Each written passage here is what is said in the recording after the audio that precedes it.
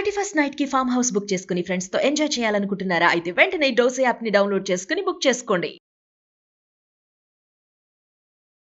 Suman TV ప్రేక్షకులకు నమస్కారం. నేను మీ అనలిస్ట్ మందడి కృష్ణారెడ్డిని. అమెరికాలో ప్రీ స్కూల్ టీచర్స్ యొక్క రోదన వేదన చెప్పనలవి కాకుండా ఉంది. అమెరికన్ గవర్నమెంట్కు అవసరమైనప్పుడు విదేశాల నుంచి వలసదారులైనటువంటి టీచర్స్ని అర్జెంటుగా రండి, మీకు మేము తివాచీ పరుస్తున్నాం, వచ్చేసేయండి అని సుమారుగా 7,000 మంది 6,700 పైన టీచర్స్ని అపాయింట్ చేసుకున్నారు, ప్రీ టీచర్స్ని.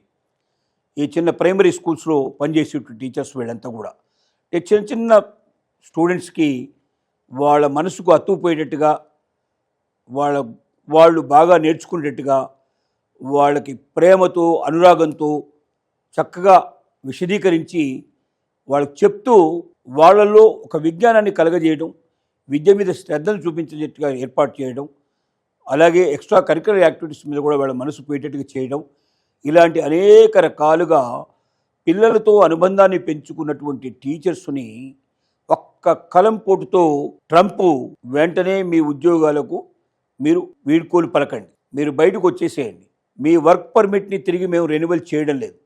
మీరే కాదు, ఎవరైతే వలసదారులు వర్క్ పర్మిట్స్తో అమెరికాకు వచ్చారో వాళ్ళ పర్మిట్ పూర్తయిన తర్వాత ఆటోమేటిక్గా రెన్యువల్ అయ్యే సిస్టమ్ గతంలో ఉండేది. ఇక ఇప్పుడు అలా కాదు. మీరు మళ్ళీ వెళ్ళి భారతదేశానికి వెళ్ళి లేకపోతే ఇతర దేశాల్లో ఎక్కడి నుంచి అయితే మీరు వచ్చారో అక్కడికి వెళ్ళి అక్కడి నుంచి అప్లై చేసుకుంటే మళ్ళీ కొత్తగా మీకు వీసాలు వచ్చే అవకాశం ఉందో లేదో మేము చూస్తాం అని చెప్తున్నారు. ఇప్పుడు దీనివల్ల టీచర్ల హృదయాలు గాయపడ్డాయి, ఒక అనుబంధం పెంచుకున్నారు, సంవత్సరాల తరబడి ఆ పిల్లల లోపల అభివృద్ధిని చూశారు. వాళ్ళు ఒకే టీచర్ దగ్గర, అంటే subject different subject different teachers ఉండొచ్చు, కానీ ఆ టీచర్సే కింద నుంచి పై స్థాయి దాకా వాళ్ళకు ఉండేటువంటి ప్రతి లెవెల్లో వాళ్ళతో అనుబంధం పెంచుకోవడం వల్ల వాళ్ళ మానసిక పరిస్థితి ఏమిటి, ఏ రకంగా చెబితే వాళ్ళకు విద్య బాగా వస్తుంది, ఏ రకంగా చెబితే వాళ్ళకు విద్య మీద మంచి అభిప్రాయం ఏర్పడుతుంది, విద్య పట్ల వాళ్ళకు ఆసక్తి పెరుగుతుంది అనేటువంటి పూర్తి అవగాహన కలిగిన టీచర్సు ఒక్కసారే ఆ విద్యార్థుల జీవితంలోంచి మాయమైపోతే ఆ విద్యార్థుల పరిస్థితి ఏమిటంటే అగమ్య గోచరమయ్యే పరిస్థితి ఏర్పడుతుంది. మళ్ళీ ఒక కొత్త టీచరు వచ్చి ఆ కొత్త టీచరు మళ్ళీ ఈ స్టూడెంట్ను అలవాటు చేసుకొని ఆ పాత టీచర్ జ్ఞాపకాల్ని మరిపింపజేస్తూ కొత్త టీచర్ ముద్ర వేసుకుంటే తప్ప వాళ్ళలో ఇక మార్పు చాలా కష్టం. చాలామంది మానసికంగా ఇబ్బంది పడే పరిస్థితి ఉంది. ఎందుకంటే చిన్నపిల్లల మనసులు చాలా సునిశ్చితంగా గాయపడతాయి, తొందరగా గాయపడతాయి. అలా గాయపడేటువంటి పరిస్థితి లోపల మరి 7,000 మంది టీచర్స్ అంటే సుమారుగా కొన్ని వేల మంది స్టూడెంట్స్ వాళ్ళ దగ్గర చదువు నేర్చుకుంటున్న వాళ్ళు, ఇప్పుడిప్పుడే చదువు మీద ఆసక్తి పెంచుకుంటున్న వాళ్ళు ఆ ప్రీ స్కూల్ టీచర్స్ను పోగొట్టుకోవడం వల్ల స్టూడెంట్స్ ఎంతో సఫర్ అవుతున్నారు. మేనేజ్మెంట్లు చాలా కష్టపడాల్సి వస్తుంది.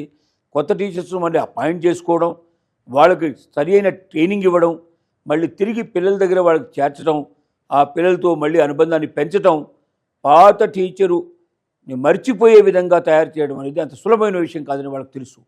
దీనికి ఎంత సమయం పడుతుందో తెలియదు, ఈ లోపుగా ఎంతమంది పిల్లలు బాధపడతారో తెలియదు, ఎంతమంది పిల్లలు పర్వట్ అయిపోతారో తెలియదు, ఎంతమంది మానసికంగా వేదన అనుభవిస్తారో తెలియదు. అదే సందర్భంగా టీచర్స్ కూడా దాన్ని నమ్ముకొని ఆ ఉద్యోగాన్ని వాళ్ళు ఏ దేశం నుంచో ఒక దేశం నుంచి అక్కడికి వచ్చారు. ఎక్కువ మంది మనకు ఇండియా నుంచి వెళ్ళిన వాళ్ళు ఎక్కువ మంది ఉన్నారు. వీళ్ళందరూ మాకు పర్మనెంట్ ఉద్యోగం దొరికింది, చిన్నపిల్లలకు సంబంధించినటువంటి టీచర్స్ ఇక్కడ లేరు కాబట్టి మనమే ఇక ఎప్పటికైనా దీన్ని నడిపించవచ్చు, మనకు ఈ ఉద్యోగం పర్మనెంట్గా ఉంటుంది అని భావంతో వాళ్ళు అక్కడ మరి ఆస్తులు ఏర్పాటు చేసుకోవడం కానీ, లేక అభిమానాన్ని పెంచుకోవడం కానీ, లేక అమెరికాలో స్థిరంగా ఉంటామన్న భావనతో వాళ్ళకు సంబంధించిన మొత్తం నిర్ణయాలు ఇప్పటిదాకా తీసుకున్నారు. కానీ ఒక్కసారిగా అమెరికాలో మన ఉద్యోగం ఇక లేదు, భవిష్యత్తులో వచ్చే అవకాశం కూడా లేదు అని వాళ్ళకి స్పష్టంగా తెలిసిపోయిన తర్వాత 7,000 మంది ప్రీ స్కూల్ టీచర్సు మదన పడుతున్నారు, బాధపడుతున్నారు, భవిష్యత్తు ఏమిటో తెలియక అగమ్యగోచరంగా ఉంటున్నారు. మళ్ళీ ఇండియాకు వెళితే లేకపోతే ఇతర దేశాల్లో వాళ్ళ స్వస్థలానికి వెళితే అక్కడ ఉద్యోగం దొరుకుతుందో తెలియదు, ఉద్యోగం దొరికినా అది ఇంత సంపాదన వచ్చే అవకాశం లేదు. కాబట్టి జీవితం మొత్తం మారిపోతుంది, కుటుంబ వ్యవస్థే మారిపోతుంది, తమ జీవన గమ్యమే మారిపోతుంది అనేట్టు భయంతో భ్రాంతితో వాళ్ళు మానసికంగా వెదజల్లుతున్నారు. చాలామంది వాళ్ళు తట్టబుట్ట సర్దుకొని వాళ్ళ దేశానికి ప్రయాణం కూడా అవుతున్నారు. ట్రంప్ తీసుకునే నిర్ణయాలు చాలా ఘోరంగా ఉన్నాయి. నిజమే కావచ్చు, ట్రంప్ అమెరికాలో ఉన్నట్టు వాళ్ళకు ఉద్యోగాలు ఇప్పించాలనే కోరిక ఉండి ఉండొచ్చు. ఆ నిర్ణయం వల్ల తన ఎన్నికల్లో ఏదైతే ప్రామిస్ చేశాడో అది నిలబెట్టుకోవాలనే భావన కూడా ఉండొచ్చు. కానీ ఒక ప్రీ స్కూల్ టీచర్ యొక్క ట్రైనింగ్ లేకుండా ప్రీ స్కూల్లో వర్క్ చేసే అవకాశం లేదు. ఎంతమంది అమెరికన్స్ ప్రీ స్కూల్ టీచరింగ్ వాళ్ళకి ట్రైనింగ్ ఉంది అని చూస్తే చాలా తక్కువ. వాళ్ళ కొరత విపరీతంగా ఉంది. ఎవరైతే ప్రీ స్కూల్ టీచింగ్ ఎవరైతే కోచింగ్ చేశారో వాళ్ళందరికీ ట్రైనింగ్ తీసుకున్న వాళ్ళందరికీ ఇప్పటికే ఉద్యోగాలు దొరికాయి అమెరికన్స్కి. మరి ఇప్పుడు 7,000 మందికి ఒకేసారి ప్రీ స్కూల్ కోచింగ్ ఏదైతే టీచర్ కోచింగ్ ట్రైనింగ్ ఇవ్వాలి వాళ్ళకి. ఆ ట్రైనింగ్ పూర్తవడానికి ఎంత టైం పడుతుందో తెలియదు. ఆ తర్వాత ఈ పిల్లలకు వాళ్ళని అపాయింట్ చేస్తుంది. అప్పటిదాకా ఈ పిల్లల పరిస్థితి ఏమిటి, వాళ్ళ భవిష్యత్తు ఏమిటి? ఇలా ఒకేసారి ఏకపక్ష నిర్ణయాలు తీసుకొని వెంటనే ఉత్తర్వులు ఇవ్వడం వల్ల ఎంతమంది సఫర్ అవుతున్నారో బయట వాళ్ళు కాదు, అమెరికన్ సఫర్ అవుతున్నారు. అమెరికన్ పసిపిల్లలు సఫర్ అవుతున్నారు. ఇంకా సరైన ప్రాయం రానట్టు పిల్లల మీద ఇలాంటి ఎఫెక్ట్స్ పడతాయనే ఆలోచన ట్రంప్ చేయాల్సిన అవసరం ఉంది.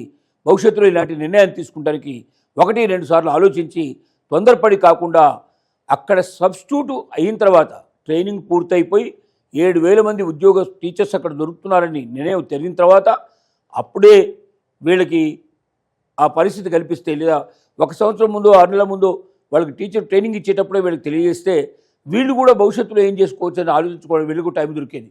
కానీ సడన్గా నిర్ణయం తీసుకోవడం వల్ల అటు స్టూడెంట్స్ ఎఫెక్ట్ అవుతున్నారు, ఇటు టీచర్స్ ఎఫెక్ట్ అవుతున్నారు. ఇంతమందిని గాయపరిచేటువంటి ట్రంప్ నిర్ణయాలు సహేతుకం కావు. 1కి మరి 2 సార్లు ఆలోచించాల్సిన అవసరం ఉందని అనిపిస్తుంది అనేది చెప్పాల్సిన విషయం.